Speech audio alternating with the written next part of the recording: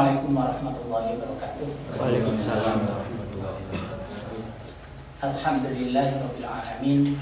Wassalatu wassalamu ala Muhammadin wa ala alihi wa sahbihi ajmain. Marilah bersama kajian malam ini kita awali dengan basmalah. Bismillahirrahmanirrahim.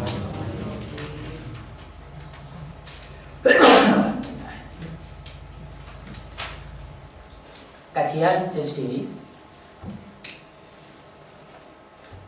kajian keilmuan Qur'an juz diri, kita masuk pada bagian yang kedua, B, yaitu karakter manusia juz diri, dan bahasanya masih berkenaan dengan dasar jiwa atau inti dasar. Sesuai dengan apa itu kesepakatan yang lalu, kita mulai dari juz yang paling banyak pemiliknya. Yang lalu sudah dibahas juz yang berdasar jiwa surah 10 akhir Nabi Yunus, surah Yunus. Itu ada 6 juz.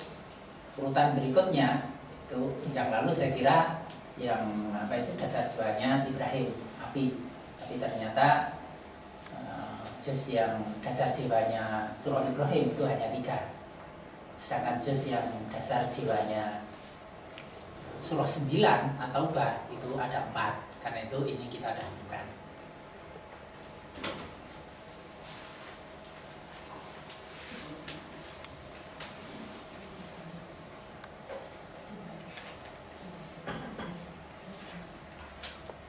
Juz berinti dasar atau dasar jiwa surah ke-9 didasarkan pada halaman ke-16, juz tertentu yang banyak ayatnya 9, bertepatan dengan surah At-Taubah atau Al-Baro'ah. Itu adalah miliknya juz 10, juz 17, juz 24, dan juz 27. Penjelasan ini materi pokoknya itu sifatnya pemulangan dari yang pernah sudah dibahas beberapa waktu yang lalu. Tapi bahasan ini kami upayakan ada penjelasan-penjelasan tambahan lebih detailnya, dan seminimal mungkin saya hindari lompatan-lompatan. Jadi lebih urut supaya lebih mudah diikuti. Sering terpengaruh dengan jiwa saya sendiri. 13 itu suka lompat-lompat. Karena petir itu ya begitu, itu tim pencolot gitu lah. Petir itu lurus itu angel, geraknya itu siksa. Lompat-lompat itu kadang-kadang sulit diikuti. Saya berusaha untuk menyesuaikan. Dan yang ketiga juga memperhatikan keluhan dari jamaah karena menerangkannya terlalu cepat. Petir pelemak-pelemak itu gampang. Sing lambat iku glodok, lek sing glodok ya wis glodok. Wis petir wis berat. Ya. Tapi ya kelemahannya lompat-lompat sering nggak sistematis. Beda dengan 21. 21 itu runtut sistematik. Nanti kalau 21 itu kalau menjelaskan itu enak. Mesti saya tanyakan kalau ada orang juz 21, apa benar pernah mengalami ada teman diterangkan guru gak ngerti-ngerti, ketika kamu yang menerangkan ternyata ngerti? Iya, biasanya gitu. Karena nerangkannya itu enak, sistematis. Makanya sebenarnya saya harapkan segera aja juz 21 yang gantikan di sini gitu. Supaya mudah diterima oleh jamaah. Amin. Sing juz 21 malah nggak ngamin. Ini ya. Ya. Surah 9. Surah 9 itu At-Taubah. Surah 9 itu At-Taubah. Ada nama lain selain At-Taubah atau Al-Baro'ah, tetapi yang paling terkenal, paling masyhur itu dua ini, At-Taubah dan Baro'ah. Ada sekitar 10 nama dari surah At-Taubah. Kalau dari nilai huruf atau urutan huruf, 9 itu adalah dzal. Dan dzal ini simbol hati. Sedangkan jumlah huruf dzal Di dalam Al-Quran itu ada 4.930 jumlah huruf dal di dalam Al-Quran. 4.930. Ini dulu ngitungnya nggak pakai komputer. Ini warisan ulama-ulama terdahulu, ulama salaf. Jadi kita itu dimanjakan oleh ulama-ulama salaf. Akhirnya tinggal ngambil saja terus nggak mau mengembangkan lanjut. Yang terjadi pada dunia muslim itu seperti itu. Akhirnya mati. Tradisi berpikirnya ini jadi mati. 4, 9, 3 titik itu kalau dipadat menjadi 16 titik. 16 itu huruf to tapi ada titiknya, maka menjadilah huruf do. Atau 16 titik itu sama dengan to titik. To titik itu 17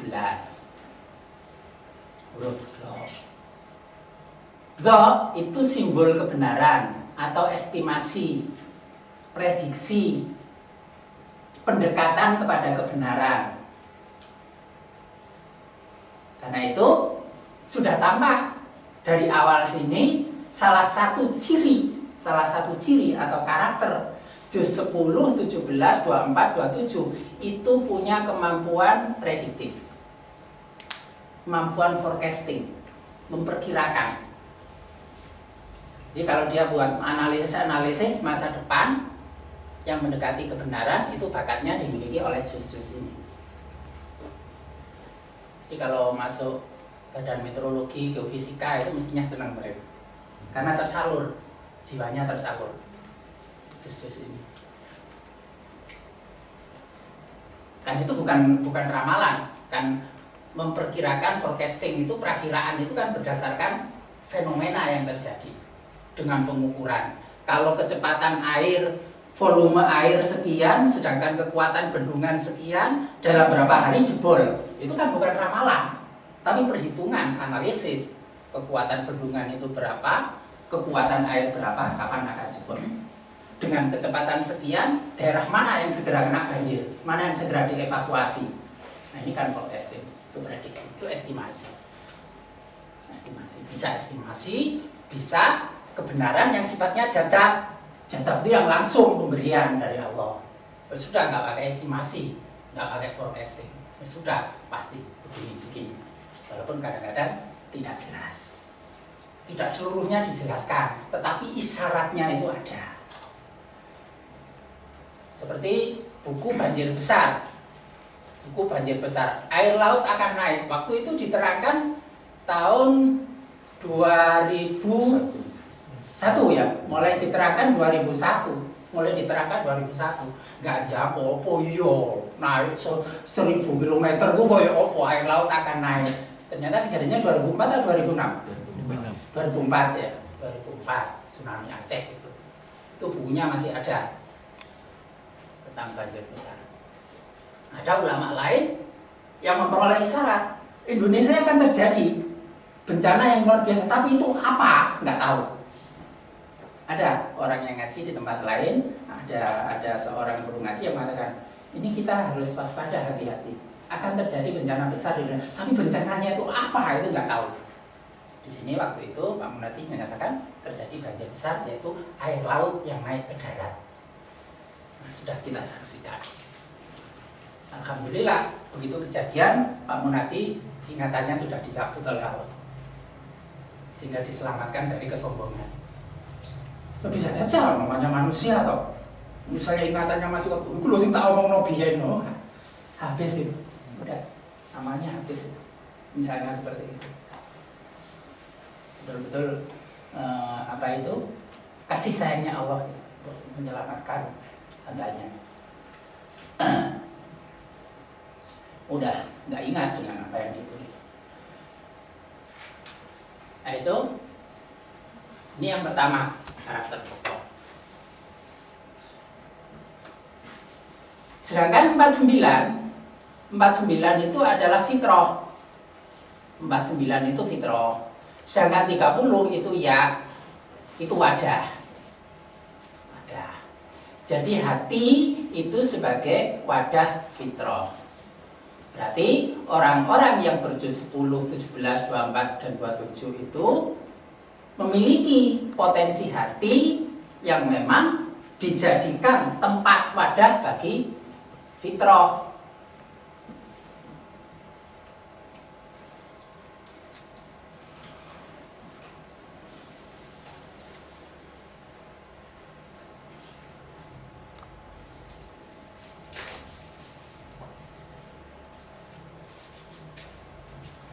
Fitrahnya itu apa? Fitrahnya itu apa? Fitrah itu nanti pada dasarnya ya berkaitan dengan 5 titik. Fitrah itu berkaitan dengan 5 titik. Karena ini kan 49 itu kalau dipadatkan 13. Sedangkan di dalam 49 ini 40. 40 itu di sini ada titik. Titik itu 13. 13 dengan 13 itu 26. 26 itu waw. Waw itu fitrah. Di mana tulisannya tentang fitrah waw itu ya.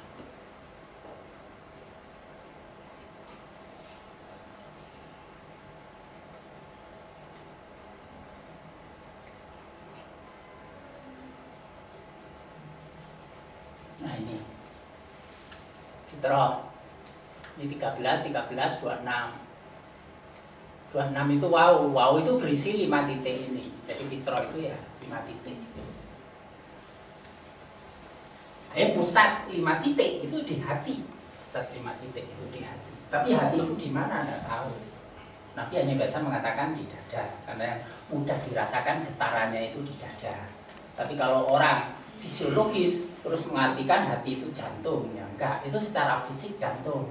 Ini hati ini yang sifatnya rohani, bukan lever. Terasanya itu pusatnya di dada. Potensi, ini fitrah. Fitrah ini diambil dari surah 30 ayat 30 yang tulisannya seperti ini, pakai tak terbuka, tak maftuhah, fitrota. Fitrotal lati fatoron nasa alaiha fa akim masakali tini hanifa fitrotallahi lati fatoron nasa alaiha. Fatoro sendiri itu kan 46. 46 itu kan kolbun itu hati. Nah, di hati itulah letaknya fitrah. Jadi pusat 5 titik itu ada di hati. Itu tidak diketahui keberadaannya di mana karena ini sesuatu yang gaib. Yang fitrah ini berbeda dengan fitrah dalam bahasa hadis. Karena ini hanya 1 kali disebut dalam Al-Quran. Sedangkan dalam bahasa hadis fitrah itu pakai tak marbutoh. Kalau tak marbutoh itu 78.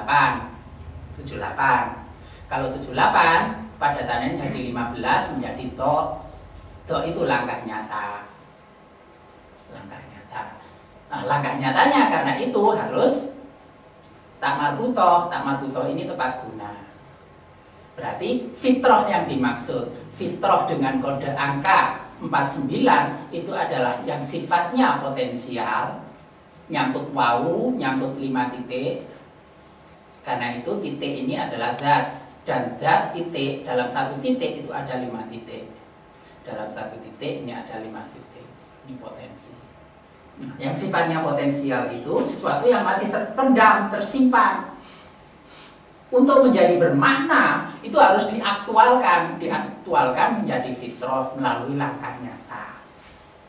Ini berarti kekayaan yang ada itu sudah dimanfaatkan, didaya manfaatkan secara tepat guna.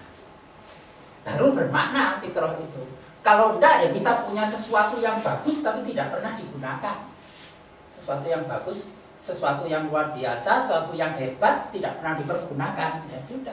Orang punya keterampilan tidak pernah dimanfaatkan, ya gak bermanfaat. Orang punya pikiran cerdas tapi tidak pernah digunakan untuk mikir. Orang punya senjata bagus tidak pernah digunakan untuk bekerja, ya tidak ada gunanya.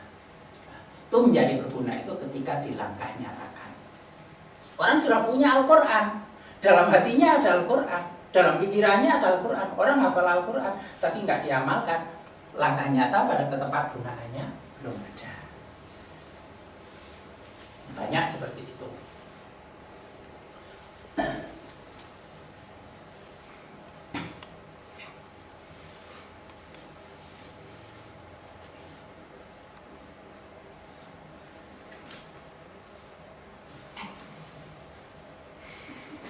Cermin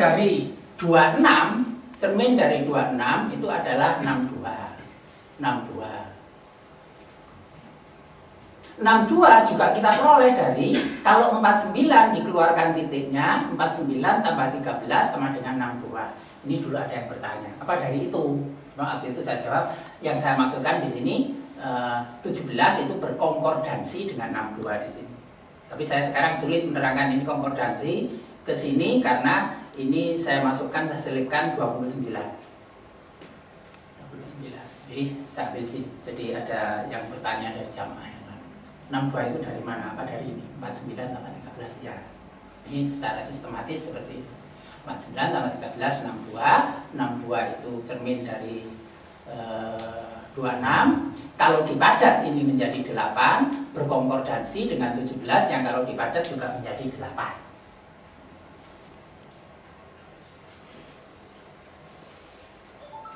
62 itu adalah wahyu, juga nuron, cahaya. Karena itu hati itu adalah wadah fitrah 5 titik untuk menampung wahyu dan cahaya dari Allah.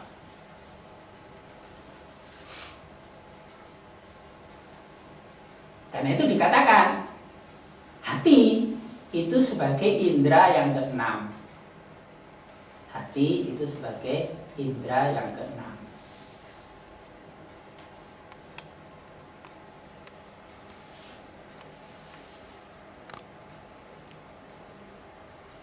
Yang multifungsi.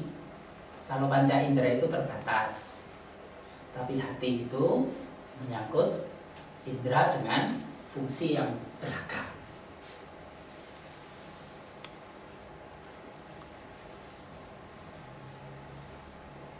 Wahyu itu apa? Wahyu itu ya langsung menunjuk pada Al-Quran. Wahyu itu Al-Quran.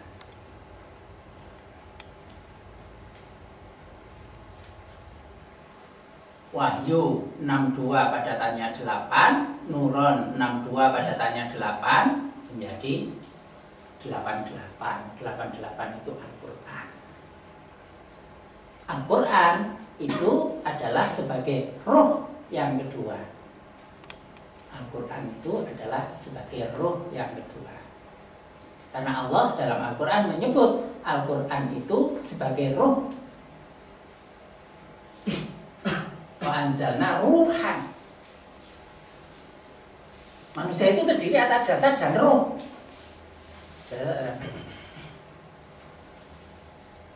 Kalau rohnya hilang, manusia mati.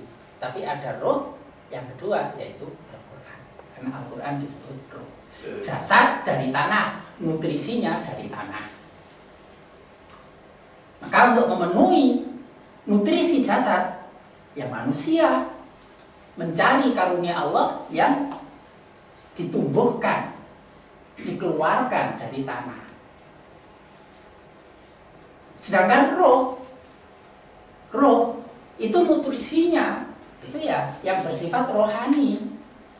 Yang bersifat rohani itu apa? Ternyata Al-Quran. Karena Al-Quran itu juga disebut ar-ruh.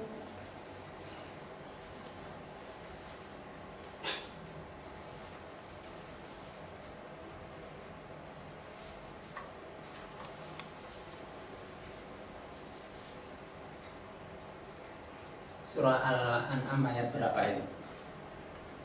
104 atau berapa?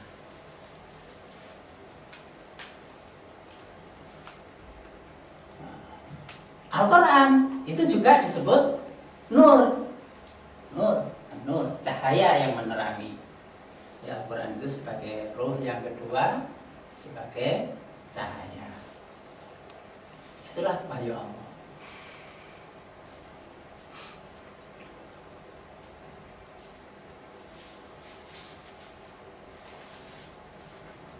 Ya kalau didekati dengan akal, memberfungsikan akal, maka sesungguhnya akal itu akan beradaptasi dengan wahyu. Bukan berarti akal itu selalu menangkap maksud wahyu, tidak. Ada saatnya akal itu tidak mampu, tetapi dia beradaptasi. Artinya beradaptasi, kalau memang mau menangkap makna itu ditangkap. Tapi kalau tidak, ya wes aku menyerah. Sifatnya akal itu begitu. Karena akal itu adanya di hati. Akal itu adanya. Lahum qulubul la yaqiluna biha, berpikir akal. Dalilnya menjadi dalil akliyah. Dia tahu batasan dirinya, ketidakmampuan. Ada saatnya mentok nggak sampai, ya wes tak terima aja. Dia memunculkan keyakinan hati. Nggak ngeyel, akal itu sifatnya nggak ngeyel. Kalau mentok terhadap wahyu nggak paham, ya sudah. Termasuk ngaji gini nggak sambung, jangan keburu dibantah, tunggu saja. Bisa saja nanti setelah 2 hari, 3 hari, atau 1 bulan baru paham. Setelah ada pengalaman, oh ini lah yang diterangno ini. Baik pengalaman karena di lingkungan atau pengalaman batin sendiri yang dialami sendiri. Oh ini tiba yang diterangno ini. Jadi jangan keburu dibantah. Saatnya itu memang akal belum. Tapi akal itu masih adaptasinya itu begitu ya, sudah ditangguhkan. Belum sampai saat itu. Tapi suatu saat akan terjadi. Dan Allah mendidik sering seperti itu. Peristiwanya dahulu, baru penjelasannya nanti. Oh iya paham.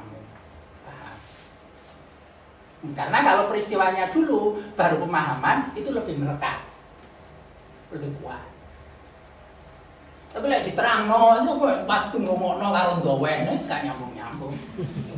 Wis lali. Iki masih tak terangno paling akeh sing lali. Oh enggak. Akeh sing ngiling. Malah sing lali aku. Iya. Ya, itu akal. Oh, berbeda dengan logika.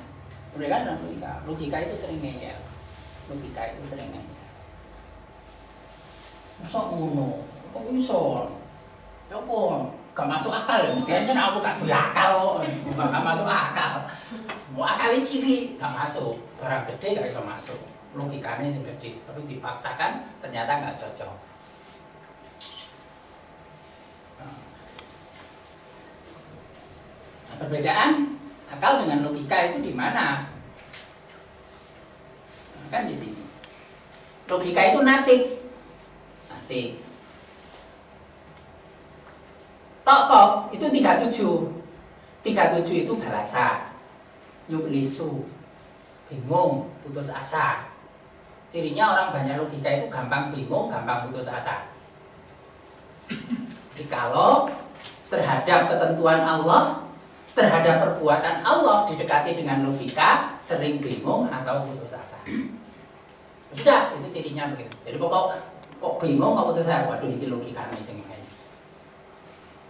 Kalau akal tadi dia beradaptasi. Oh ya wis gak mampu. Karena wallahu ya'lamu wa antum la ta'lamun. Allah itu lebih mengetahui sedangkan kamu tidak mengetahui, ya wis menyerah. Tak terima. Durung paham, belum waktunya untuk paham. Tapi yakin suatu saat Allah akan memberikan pemahaman.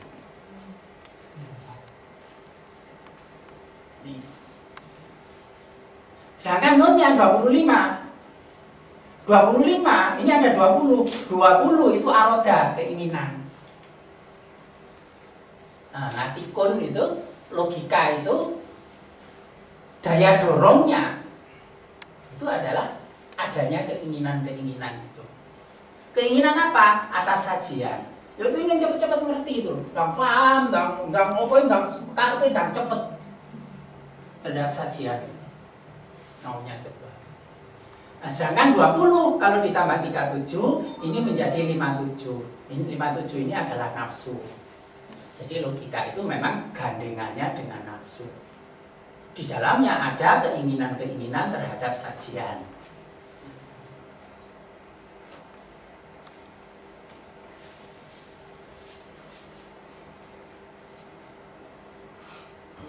Nah,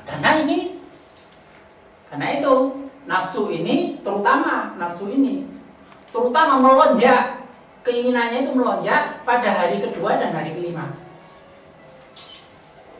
Pada hari kedua dan hari kelima. Hari pertama apa?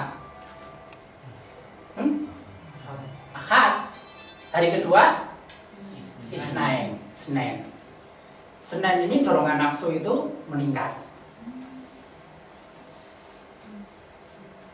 Apa? Untuk memperoleh sajian. Sajian apa? Perut. Karena ini kan nun. Nun itu kan gambar perut. Nun itu kan gambar perut. Bisa kita lihat kalau sudah hari Senin, tensi orang itu umumnya tinggi. Kendaraan ngebut cepet-cepetan. Gak gelem diselip bales nang kudu nyelip. Ono wong jauh jalan gak dikei. Hari Senin itu seperti itu. Tensi orang umumnya tinggi. Kemudian mari dino akate nglencer kentekan duit kesel. Senin iku wis kudu ngamuk. Nyambut gawe sik aras-arasen tapi botok. Wis itu akhirnya jalan itu mesti kredit itu. Hari Senin itu wis sudah. Kalau sudah pagi itu berebut orang. Kecuali malam. Iya. Nah, terus tensi meningkat lagi. Itu pada hari kelima. Kamis. Jadi nun itu kan ini. Ini kan gambar perut. Ini titik, ini dat 13. 13 itu taro. Ya, aslinya ini ada yang kosong, lam layinah. Apa itu alif layinah. Tapi kalau ada lam jazm maka ini hapus menjadi taro saja. Taro itu berarti melihat, juga berarti berpikir. Hari ketiga, keempat, mulai dari hari kedua, ketiga, keempat, itu pikirannya jalan. Mikir, ya apa oleh tambahan penghasilan, ya apa nggak bisa nutup utang, ya apa nggak carane nagih itu nggak dibayar. Apa gawe bayar iki ndi meneh golek penggawean sing durung jelas penggaweane. Mikir terus. Nah, itu meningkatkan tensi juga. Nah, karena ini 13, maka ini garisnya ini kan 12. Garisnya ini kan 12. Ini titiknya, kekuatan energinya naik ke otak, naik berpikir. Nah, ininya turun. Turunnya di bawah perut. Karena itu hari Kamis itu yang banyak berkembang adalah nafsu seksual. Harusnya turun ke bawah perut. Karena itu Senin dan Kamis disunahkan puasa untuk mengendalikan nafsu ini. Nafsu sajian, makanan, perut, dan yang di bawah perut. Nah, baru dikendalikan, disalurkan pada malam Jumatnya kan begitu. Atau hari Jumat. Karena ada orang mau Jumatan pagi-pagi oleh Nabi ditanya, istrimu sudah kamu kumpuli belum? Terus mulia di sini. Disuruh pulang dulu untuk membeli istrinya. Aduh, Pak. Iya, makanya yang enggak tersalurkan kan diminta puasa. Termasuk pemuda itu. Ya masalah sabar, manislamu bata. Kalau memang mampu nikah, apa itu? Silakan menikah. Failamnya statik. Tapi kalau tidak mampu, maka disuruh puasa untuk mengendalikan nafsu. Sing ngerotok ado karo bojone ya gak iso nemoni ya wis poso iki. Jadi puasa hari Senin dan Kamis. Itu hasil penelitian menunjukkan begitu. Jadi hikmahnya terpenuhi. Kenapa Nabi merutinkan puasa Senin dan Kamis? Sekalipun juga ada alasan lain. Karena hari itu adalah hari saat diangkatnya amalan-amalan kita. Dan Nabi ingin ketika malaikat melapor itu dalam keadaan puasa. Sampai itu hari Senin hari kelahiran Nabi.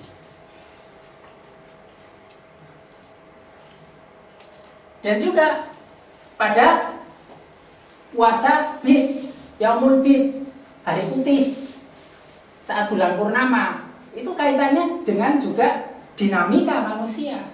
Karena tanggal 13, 14, 15 saat bulan purnama itu gejolak nafsu juga meningkat. Karena itu biasanya kejahatan itu menjadi tinggi di berbagai negara. Pokoknya saat bulan purnama kejahatan itu mesti meningkat. Di seluruh negara di dunia, catatan kriminal itu meningkat pada saat bulan purnama. Apa hubungannya dengan nelayan nggak bisa melaut, nggak bisa cari ikan, terus apa ya nggak tahu. Harga ikan menjadi mahal, semakin mahal kan orang cenderung tidak mampu kan, dorongan untuk berbuat jahat juga banyak. Saat itu beberapa pekerjaan tidak bisa dilakukan, macam-macam. Hasil survei menunjukkan seperti itu. Selama pada waktu bulan purnama itu catatan kejahatan umumnya meningkat. Karena itu di situ juga diberi solusi oleh Islam, yaitu untuk puasa. Sing gelem, gak gelem ya gak apa-apa. Ya. Nah, kalau sudah terkendalikan dengan model Daud ya sudah, itu lebih stabil. Tapi pengalaman saya sendiri ya Daud sih bisa aja, sebenarnya lebih ringan puasa model Daud itu dari segi untuk laparnya, tapi aktivitasnya menjadi sering banyak yang tidak bisa dilakukan.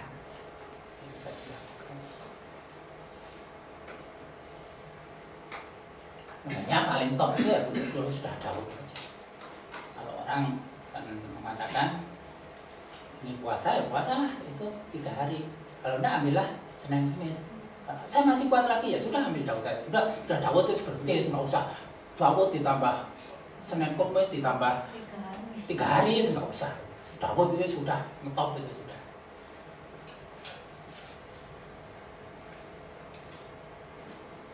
Nggak usah ngoyo, yang akhirnya nanti suatu saat kita akhirnya menjadi melemah sendiri. Tapi yang diistiqomahkan itu lebih bagus. Nah, ini natik logika. Berbeda dengan akal. Akal itu ainnya itu ilmu.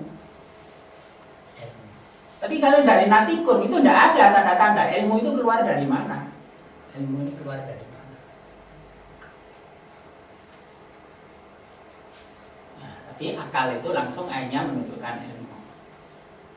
Ain dan Qaf itu 39 itu Ahmad terpuji. Jadi dengan keterpujian keinginan.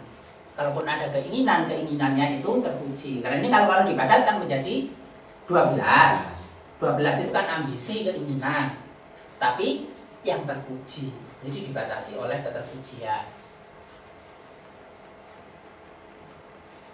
Dan Qaf Lam itu 44 ini menjadi 8 titik. 8 titik itu dal itu hati. Jadi akal itu gayutnya gandengannya dengan hati. Berpikir akliyah itu berpikir dengan hati. Lahum qulubul la yaqiluna biha. Ada orang yang tidak menggunakan akal, yang ada di dalam hatinya. Jadi berpikir akal itu bukan di sini khusus begitu.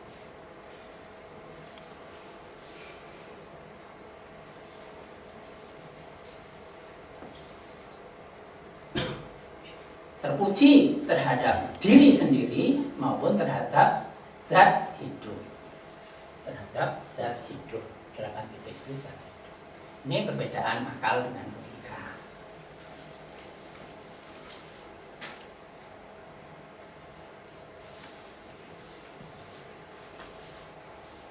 Sudah ya?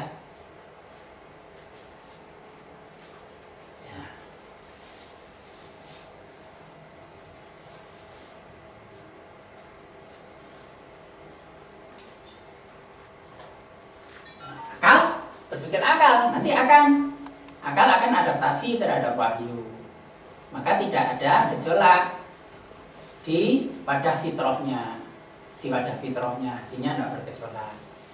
Tetapi kalau upaya mendekati kebenaran, membuat estimasi perjalanan mendekati kebenaran itu dengan logika, maka yang timbul adalah gejolak.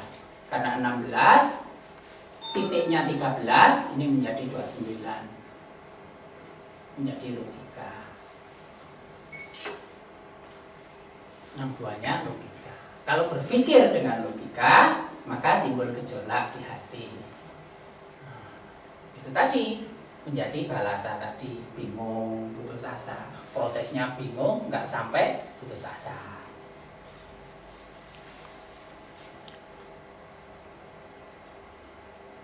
Maka berpikir dengan logika ini menjadi wadah bagi penyakit.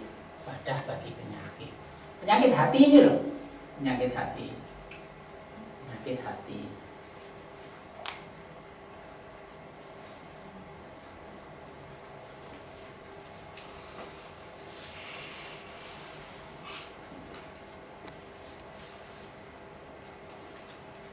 Penyakit hati ini yang mana? Nanti gandengan dengan fusuk ini. Belum ke sini dulu ya. Belum ke sini dulu.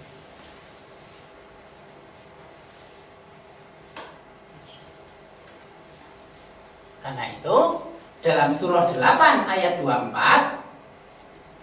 Nah, ini sebelum ke sini 49 ya.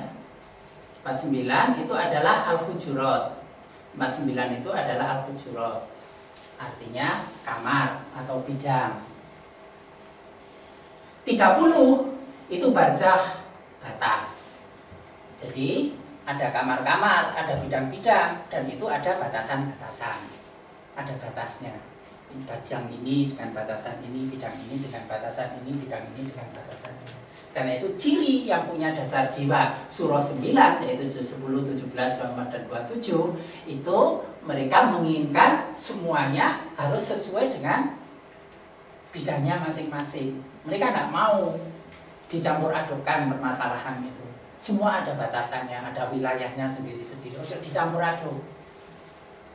Umumnya mereka nggak mau kalau urusan itu dicampur aduk.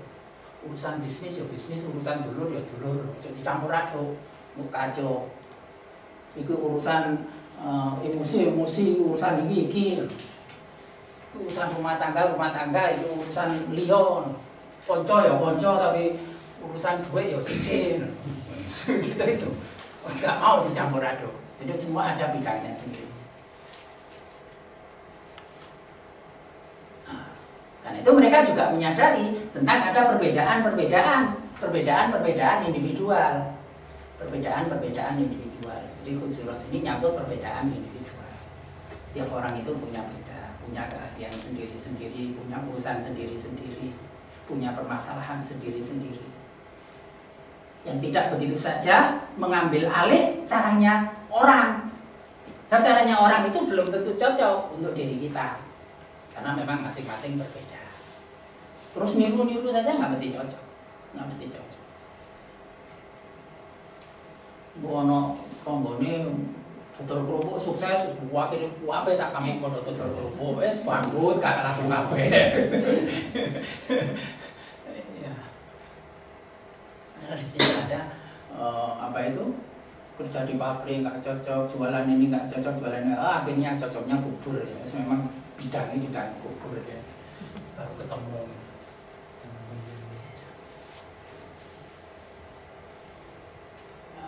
Kamar-kamar bidang. Barzakh itu batas. Alam barzakh itu antara dunia dan akhirat. Itu ada batasan alam barzakh. Itu yang membatasi alam dunia dengan alam akhirat. Jadi sebelum ke akhirat masuk ke alam barzakh ini. Kalau orang mati itu batasan.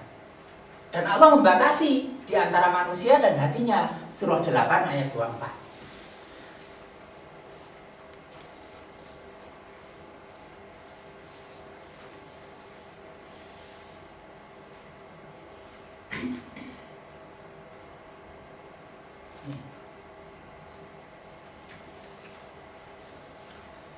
Di barzakh itu di sini dengan menggunakan kata yahulu. Wa'lamu anallaha yahulu bainal mar'i wa qalbihi. Allah mendinding, membatasi antara manusia dan hatinya. Jadi manusia itu memang sudah dipilah-pilah oleh Allah. Iki wong sing apik, iki wong sing elek, iki wong sing atine bersih, iki wong sing atine kotor. Tidak sama antara orang yang beriman dengan orang yang kafir, antara orang yang taat dengan orang yang membangkang. Tidak sama antara orang yang buta dengan yang melihat. Tidak sama antara orang yang mendengar dengan orang yang tuli. Ada batasan. Tidak sama orang yang hatinya bersih dengan orang yang hatinya kotor. Ada batasan-batasan itu. Oh, mendinding. Jadi enggak campuran.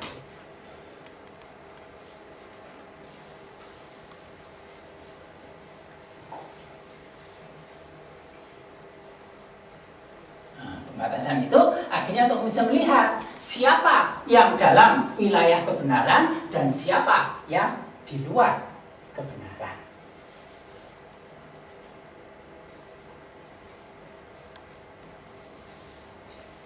Ada yang masuk pada batasan kelompok kebenaran, tapi ada yang masuk pada batasan kelompok fasik.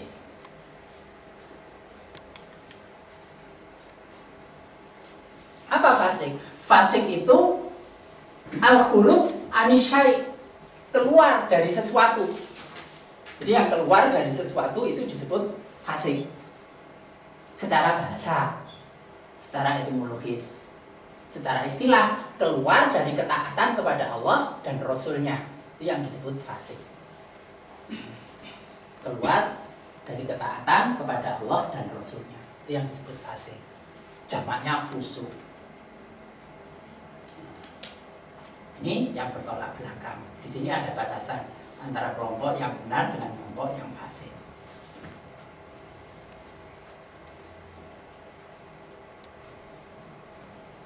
Antara hati yang benar tetap sebagai wadah fitrah, bisa menerima wahyu dan cahaya, dan akal mau beradaptasi, atau yang bergejolak karena logikanya menjadikannya sebagai wadah penyakit. Penyakitnya itu adalah berbagai perbuatan yang sifatnya fasik.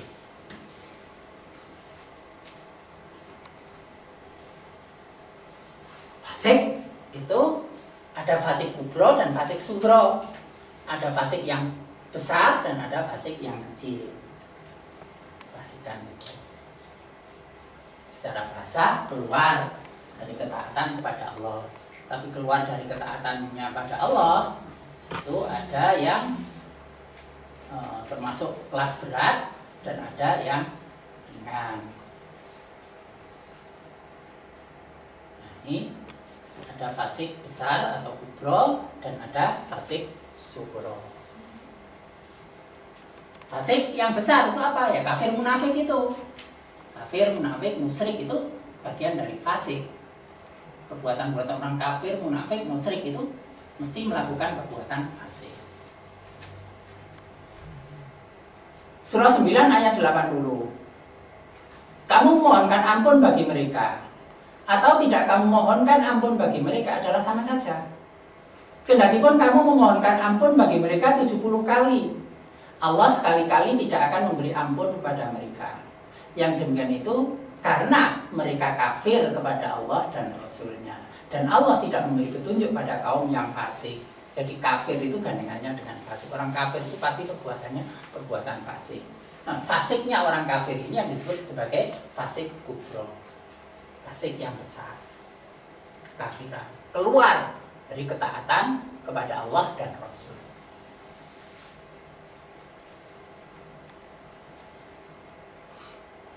Fasik yang dilakukan oleh orang kafir. Tapi orang beriman bisa saja melakukan perbuatan fasik. Orang beriman itu juga tidak lepas dari terjebak pada perbuatan fasik. Bisa saja meskipun orang itu beriman, tapi itu adalah fasik yang kecil, fasik sugro. Yang kubro ini salah satunya diterangkan pada surah 9 ayat 80. Ada nanti di surah As-Sajdah mulai ayat 18 atau 19, nanti dicari sendiri.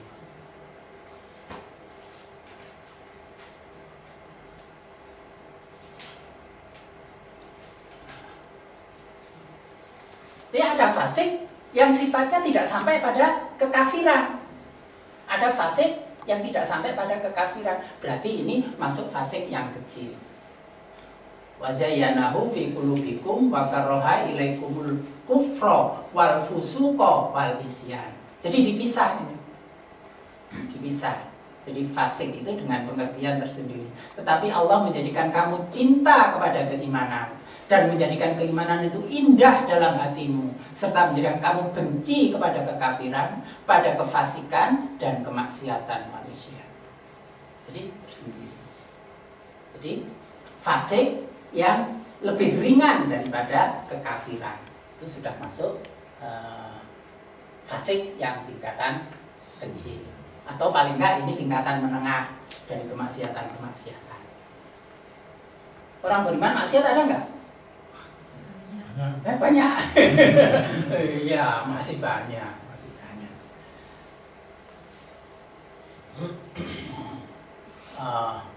Orang yang hafal Quran, ibadahnya bagus, masih bisa terjebak kok. Masih bisa terjebak. Ada masuk sahabat Nabi, dia bertemu Nabi. Jadi termasuk kaum salaf. Namanya Abdurrahman bin Muljam. Itu ahli ibadah, ahli puasa, seorang hafid, hafal Quran. Karena keistimewaannya itu, sehingga di zaman Khalifah Umar bin Khattab radhiyallahu an, dia pernah ditugaskan untuk ngajar Al-Quran ke Mesir atas permintaan gubernur Mesir waktu itu Amr bin As. Amr bin As kirim surat pada Umar bin Khattab supaya dikirimkan orang alim untuk mengajarkan Quran. Yang ditunjuk itu Abdurrahman bin Muljam.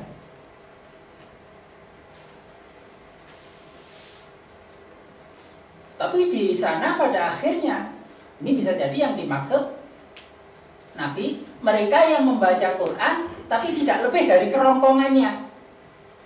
Jadi tidak pernah meresap di hati, karena tidak pernah membentuk pada perilaku. Ada di antara orang-orang dari Najd, dari Bani Tamim itu dulu yang merasa lebih pintar dari Rasulullah karena protes pada Rasulullah tentang ghanimah yang dianggap Nabi tidak adil, yang membuat Nabi tidak berkenan dan mengatakan kalau aku tidak adil, lalu siapa lagi yang bisa lebih adil dari aku? Kalau aku tidak benar, siapa lagi yang lebih benar dari aku? Nah, punya keterbatasan menggunakan logikanya itu sampai merasa lebih pintar dari Nabi. Zaman itu sudah ada orang merasa lebih pintar dari Nabi, sehingga bisa menuduh Nabi tidak adil segala macam. Sekarang bisa juga banyak orang yang merasa lebih pintar, yang suaranya lebih tinggi dari suara Rasul. Berarti suara Al-Hujurat sudah diperingatkan, jangan suaramu lebih tinggi dari suara Rasul. Ini pendapatmu ini harus dikalahkan dengan pendapat Rasul. Tapi dia merasa lebih tinggi, sehingga mengandalkan pikiran logikanya sendiri. Abdurrahman bin Muljam ternyata dia akhirnya masuk kelompok Khawarij pada zaman Ali bin Abi Thalib. Masuk kelompok Khawarij. Jadi meninggalkan tugasnya ngajar ngaji, terpengaruh oleh orang Khawarij, masuk Khawarij, dan dia yang ditugaskan sebagai eksekutor untuk membunuh Ali bin Abi Thalib. Ya, Abdurrahman bin Muljam itulah yang membunuh Ali bin Abi Thalib karena masalah. Dan Nabi sudah mengabarkan berita itu, bahwa nanti Ali bin Abi Thalib itu matinya itu karena dibunuh dengan benda tumpul. Dan terbukti ternyata eksekutornya adalah Abdurrahman bin Muljam. Nah, hadis Nabi mengatakan orang Muslim bunuh orang Muslim tanpa hak, ya kafir. Ini ternyata nggak jaminan nih. Yang hafal Quran nih, rajin ibadah, rajin puasa, rajin sholat, kalau tidak meresap di hati dan membentuk pada perilaku, membentuk sikap, ternyata bisa seperti itu. Nah, bacaannya tidak lebih dari kerongkongannya, kata Nabi. Itu berarti dari penjelasan itu, ya matinya mati kafir. Persisnya wallahu a'lam. Ya, dari penjelasan Nabi, kalau ada misalnya ada dua orang bertengkar dengan masing-masing membawa senjata, yang membunuh ataupun dibunuh, kalau ini sama-sama muslim, kata Nabi, yang membunuh atau dibunuh sama masuk neraka. Sesama muslim bawa senjata, yang dibunuh maupun terbunuh sama masuk neraka. Saya bertanya, Nabi, kami bisa menerima kalau yang membunuh itu masuk neraka, tapi bagaimana yang dibunuh itu juga masuk neraka? Bukankah kalau dia sempat membunuh, dia juga akan membunuh? Dia nggak membunuh karena kedahuluan dibunuh, tapi kalau kedahuluan dia yang membunuh, karena itu sama nerakanya. Itu fasik yang besar, keluar ketaatan dari ketaatan Allah dan Rasul. Nah, karena itu kita nggak pernah lepas dari ihdinas siratal mustaqim, karena orang sudah di siratal mustaqim bisa keluar dari siratal mustaqim. Karena itu tetap diminta, bukan berarti durung di siratal mustaqim. Wis ndek siratal mustaqim ora apa sih ya siratal mustaqim. Lho sing wis ndek siratal mustaqim lho iso mencolot tekan siratal mustaqim. Sahabat Nabi itu Abdurrahman bin Muljam keluar dari siratal mustaqim.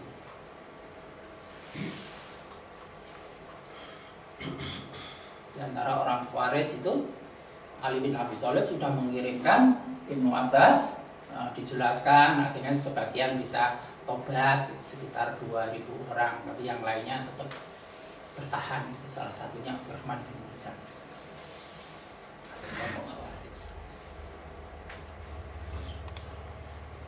Nah, terus ini di surah Al-Baqarah ayat 197.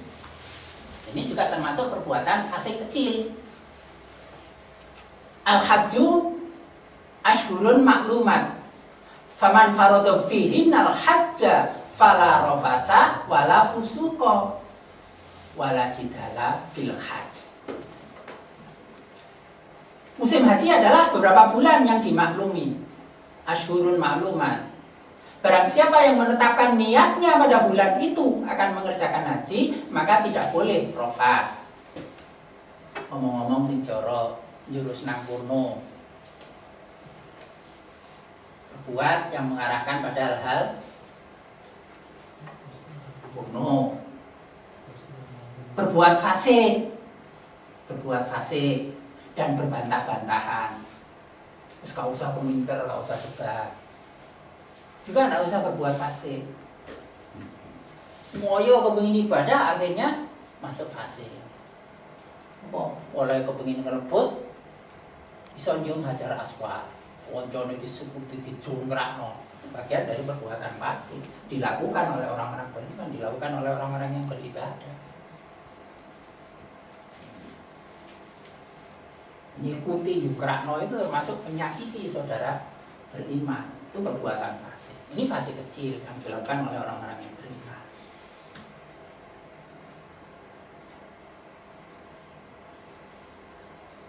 Nah itu perbuatan fasik.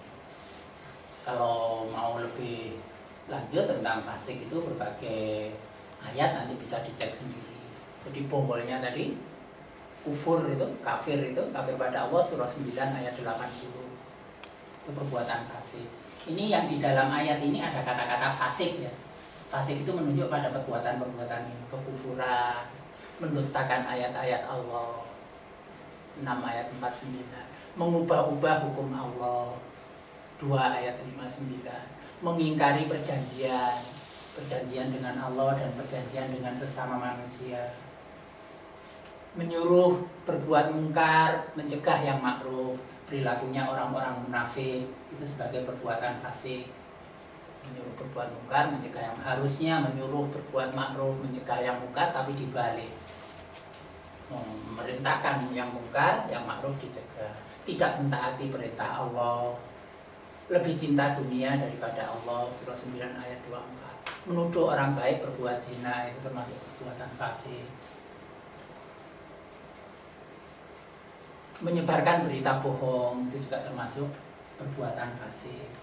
Ini beberapa di antara. Jadi yang lainnya bisa jadi betapa luasnya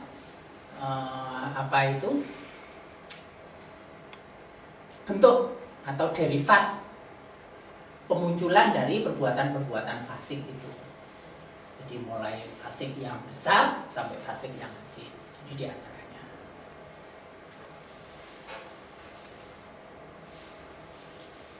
Nah, sebenarnya persisnya ini ya ayatnya disajikan. Tapi kalau ayatnya disajikan nanti waktunya habis, kita waktunya bertemu di sini itu terbatas. Silakan nanti dicek sendiri di Al-Qur'an. Kalau menggunakan mujam al-mafaris ya cek saja kata fasik itu, fusuk, fasik itu ada dari bentukannya dari fasako itu insya Allah ada sekitar 61 tersebar di 61 ayat tentang kata fasik dan bentukannya.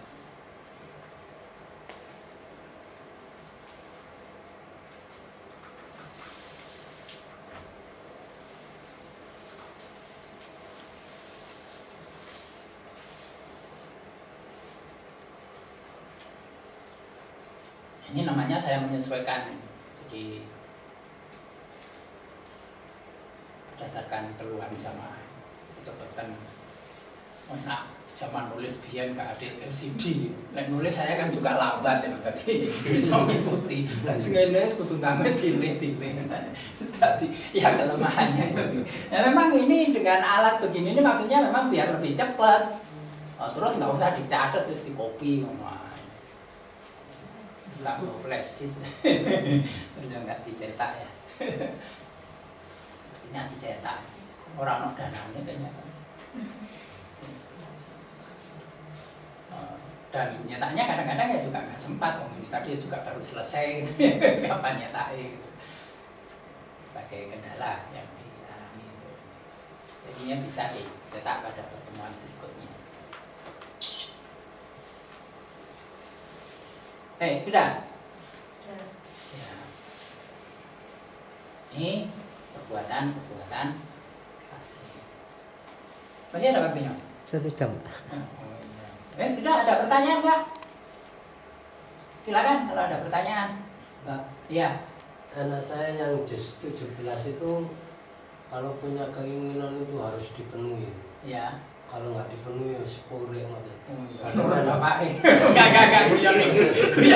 Iya. Bagaimana cara melunakkan menghilangkan keinginan yang harus dipenuhi. Iya. Termasuk dengan bapaknya. Iya, sebenarnya ini nanti pada waktu ini penjelasan lanjut ini tentang ini al-kausar ini nikmat yang banyak. Kalau bersungguh-sungguh sampai dia bisa melihat nikmat yang banyak, nah itu nanti dia jauh dari kufur nikmat. Dia akan lebih banyak bersyukur dan akan terbentuk sebagai orang yang takwa. Karena itu yang pertama-tama ya di sini mengajarkan kesungguhan ini dulu. Yang pertama tentu ajaran tauhid itu harus dimantapkan dulu di sini tadi. Ya di sini ya. Ya ajaran tauhid ini 15 ini kan tauhid ya. Jadi tauhid langkah nyata ini harus dilakukan dulu. Kemudian nanti sampai pada jabaran di sini 4093 sampai 33 untuk menjadikan orang takwa. Pada akhirnya nanti sampai al-baro'ah menumbuhkan Ka'bah di dalam hati. Ini ya tidak bisa tergesa-gesa ini. Pada pertemuan yang akan datang aja ya. Karena jawabannya di sini, jawabannya di sini. Jadi pertanyaan itu jawabannya di sini. Sampai pada jejak dari keimanan. Sampai lapang dada, hidup bersyukur, sampai ke sini, jawabannya di sini. Ini jawabannya ditunda aja. Keburu-buru nanti nah, bagus. Jawabannya. Kemauannya dituruti. Saya singkat. Ya. Jadi pada dasarnya apa itu 17 itu punya potensi pokok, yaitu sifat untuk memaafkan, mengampuni. Jadi dia itu sebenarnya punya dasar jiwa itu memaafkan. Nah, ini kok sampai mati itu gimana? Salahnya gimana? Itu bisa jadi karena tertutup. Sama orang Juz 10, 17, 24, 27 itu sering disalahi orang, tapi dia mudah untuk memaafkan, jiwa dasarnya itu seperti itu. Karena itu sering dia disalahi orang yang sama dengan perbuatan yang sama, itu biasa mengalami itu. Misalnya disili barang nggak dibalekno, terus disilih meneh gak dibalekno meneh, padahal ya wong iku meneh. Itu biasa terjadi pada orang khusus ini. Sulit mengambil pelajaran dari pengalaman sulit dan dia memaafkan aja. Karena 49-nya itu bawa mengampuni. Hanya saja kalau sudah mentok itu memang jadi watos temenan. Wis ndelok ae ora gelem. Ngopo ora gelem. Sudah nggak mau berhubungan lagi. Akunya kalau sudah mentok itu bisa seperti itu. Jadi bagaimana harusnya dia punya sifat mengampuni ini, tapi bagaimana itu bisa tertutup saya. Memang nanti ada keterangan tertutup. Secara umum yang perlu dimunculkan itu ialah bahwa 49 itu kan masjid. Tapi masjid ini kan masjid di dalam hati. Itu nanti memang harus muncul. Tapi kalau masjidnya itu tertutup, ya sudah, nanti jadi kaku. Itu nanti kaitannya dengan ketika menerangkan Al-Baro'ah, dan di dalam masjid itu juga ada Ka'bah yang dihormati. Baik, secara singkat itu, tapi lebih detailnya insya Allah pada pertemuan yang akan datang. Jadi jangan nggak datang ngaji, nanti nggak jadi diterangkan. Ada pertanyaan lain? Iya. Nanti jelaskan masalah karakter ya. Iya. Saya mendapatkan keterangan bahwa karakter itu bisa terbentuk karena kebiasaan, jadi sesuatu yang dikerjakan berulang-ulang dan menjadi karakter dan watak. Itu bagaimana dengan mengenai just diri itu? Ya. Sebenarnya secara umum itu adalah perilaku. Fa'ala. Kemudian fa'ala, perilaku ini terbentuk melalui proses pembiasaan. Sesuatu yang diulang-ulang itu menjadi perilaku yang menetap. Ada perilaku yang muncul sesaat. Itu tidak termasuk, itu bukan terjadi proses pembiasaan. Tapi kalau sudah diulang-ulang menjadi pembiasaan, maka menjadi bagian dari diri. Yang menjadi bagian dari itu disebut kepribadian. Kepribadian itu menunjukkan ciri-ciri, deskripsi apa adanya. Karakter itu atau watak itu yang dikaitkan dengan nilai-nilai moral, yang punya unsur nilai-nilai moral. Itu watak atau karakter. Nah, jadi melalui proses pembiasaan itu juga. Berarti lingkungan itu pengaruh besar ya untuk membentuk jus diri itu. Ada pengaruhnya, tetapi tetap tidak bisa mengubah keseluruhan dari bakat yang ada di dalam. Kalau orang mengatakan bahwa manusia dibentuk oleh lingkungannya, ya salah. Karena semua nabi itu, hampir semua nabi lahir di lingkungan yang buruk. Nah, ini kan sudah terbantah. Paham empirisme itu terbantah. Nggak ada nabi dilahirkan di lingkungan sing apik. Iya. Kenapa ana guru ngaji? Pola muridé elek-elek kabeh. Elek sapi lha kok ngaji. Ya ngono ya. Nabi juga gitu. Itu apa Nabi diturunkan di masyarakat yang ya masyarakat yang bejat itu Nabi diturunkan. Tapi Nabi kan tidak terpengaruh oleh lingkungannya. Lingkungannya mempengaruhi lebur nggak sih dadi Nabi. Nah, tapi di dalam itu sudah ada potensi fitrah tadi itu, potensi fitrah. Tapi potensi fitrah ini juga tidak berkembang, sudah tidak bisa berkembang kalau tidak ada pembinaan dari lingkungan. Karena itu kullu mauludin yuladu alal fitrah fa'abaihi. Maka orang tuanya yang menjadikan Yahudi, Nasrani, Majusi. Jadi itu faktor lingkungan ikut mempengaruhi. Jus ini dasar jiwanya itu ada. Dasar jiwanya itu ada. Awalnya apa? Jus 17 anak saya. Harusnya dia mudah memaafkan. Harusnya dia mudah memaafkan. Memaafkan itu akhirnya memaklumi. Ya orang sok. Oh saya itu kok tadi maksowan sing muncul keinginannya yang tinggi tadi, yang arodanya yang tinggi itu kenapa? Ya, itu bisa jadi ya karena kesalahan dalam proses pendidikan. Kesalahannya itu apakah ada di keluarga, di orang tuanya atau di sekolahnya? Ya Allah alam. Itu bisa terjadi di mana-mana. Bisa memang dasar di keluarganya, bisa terjadi di sekolahnya karena ada model persaingan, ada sistem persaingan yang ketat di situ. Ada ancaman, ada hukuman kalau tidak terpenuhi, akhirnya terbentuk keinginan harus terpenuhi supaya terbebas dari ancaman dan hukuman, atau ya dari lingkungannya, teman pergaulannya atau masyarakat sekitarnya yang membentuk seperti itu. So, kalau punya keinginan terus kan ada juga yang dibully, yang dijajah, akhirnya ya maksa, takut ada akibat buruk yang akan menimpanya. Atau kalau tidak itu direndahkan, jadi sasaran bullying macam-macam, ya bisa mengubah jiwa dasar itu. Pengalaman saya waktu kecil, ya, orang melihat saya dulu itu halus, bosone boso kromo inggil. Tapi marono ketemu kanca sing elek-elek iku ngomong sing halus iku dipoyoki. Kuwi opo ngomong apa Arema kaya ngene modele wis ngomong kasar. Katut. Bisa seperti itu. Pengalaman pribadi saya juga seperti itu. Abdurrahman bin Muljam masuk asalnya taat, masuk pada lingkungan orang Khawarij, terpengaruh Khawarij, lingkungan mempengaruhi. Bisa juga.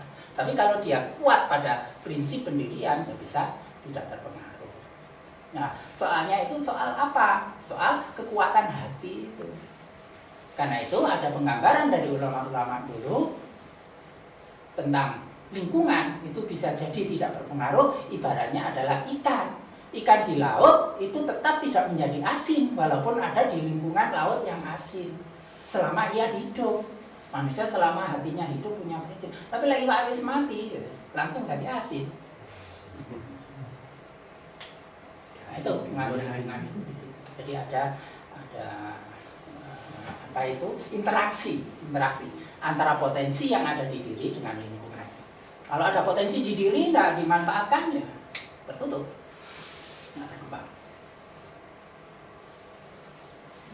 Nah, karena itu lingkungan juga tetap diperhatikan. Karena itu Nabi memesankan pilih tetangga dulu baru rumah, jangan rumah dulu baru tetangga.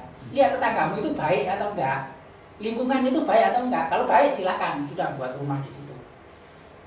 Tapi saiki kan wis ono ngono ya, isone ya kredit yo nek ngono wis oh tanggane kaya apa ora ro. Iya. Ya, itulah antara yang ideal dengan yang nyata itu kadang-kadang ya nggak sinkron, kita punya keterbatasan.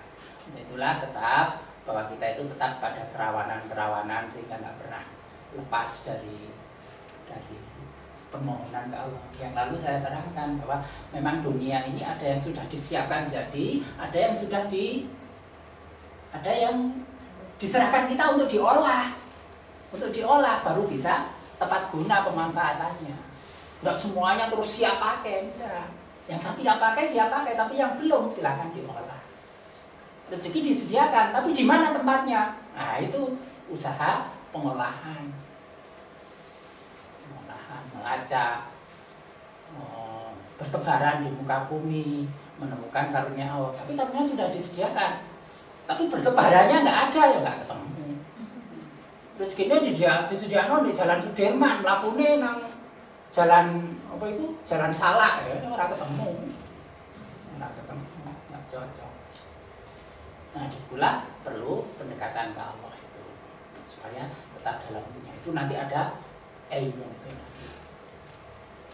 Baik, itu yang bisa saya tambahkan atas pertanyaan tadi. Untuk pertemuan hari ini kita akhiri bersama dengan hamdalah. Alhamdulillahirabbil alamin. Rabbana atina fid dunya hasanah wa fil akhirati hasanah wa qina adzabannar. Akhirul kalam. Assalamualaikum warahmatullahi wabarakatuh.